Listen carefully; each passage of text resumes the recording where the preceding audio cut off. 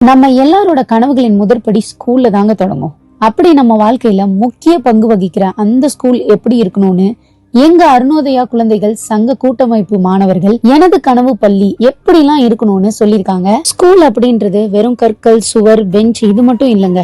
எல்லா மாணவர்களுடைய கனவு, நினைவு, முயற்சி இதை எல்லாமே கொண்டதுதான். அப்படி இருக்க ஒரு ஸ்கூல் எப்படி இருக்கணும்னு இங்க ஒவ்வொரு மாணவருக்கும் ஒவ்வொரு கனவு இருக்கும். அப்படி பல தரப்பட்ட மாணவர்களுக்கும் அவங்களுடைய கனவு பள்ளி அமைத்து தர வேண்டும் அப்படின்னு அருணோதயா குழந்தைகள் சங்க கூட்டமைப்பு மாணவர்கள் எடுத்த இந்த முயற்சி இன்னைக்கு திருமதி பட்டுக்கோட்டை விஜயா மாநில குழந்தைகள் உரிமை பாதுகாப்பு ஆணையம் அவங்க வரைக்கும் கொண்டு போய் சேர்த்திருக்காங்க. அப்படி பல மாணவர்கள் அவங்க கனவுல இருக்க பள்ளி எப்படிலாம் இருக்கணும்னு ரொம்ப அழகா சொல்லியிருந்தாங்க. முக்கியமா play ground, library, computer lab, kitchen, அப்படி பல தேவைகள் எல்லா தரப்பட்ட மக்களுக்கும் சமமாக இருக்கணும்னு அவங்க சொன்னது மட்டும் இல்ல, அதோட மாடல்ஸும் ரொம்ப அழகா இருந்தது. பல கலை நிகழ்ச்சிகளோடு திருமதி பட்டுக்கோட்டை விஜயா மற்றும் டாக்டர் என் அனிதா அவர்களின் சிறப்புரை மாணவர்களுக்கு ஒரு பெரிய ஊக்கத்தை தந்தது அப்படின்னே சொல்லலாம். டாக்டர் விர்ஜில் டி சாமி அவர்கள் அருணோதயா மூலம் கடந்த 30 ஆண்டுகளாக குழந்தைகளுக்கும் இளைஞர்களுக்கும் பல கனவுகளை நிறைவேற்றிருக்காங்க. அது மட்டும் இல்ல, இந்த இன்டர்நேஷனல் சில்ட்ரன்ஸ் டேல எங்களோட செலிப்ரேஷன் இந்த கனவு பள்ளி அப்படின்ற தலைப்புல மிக சிறப்பா நடந்தது.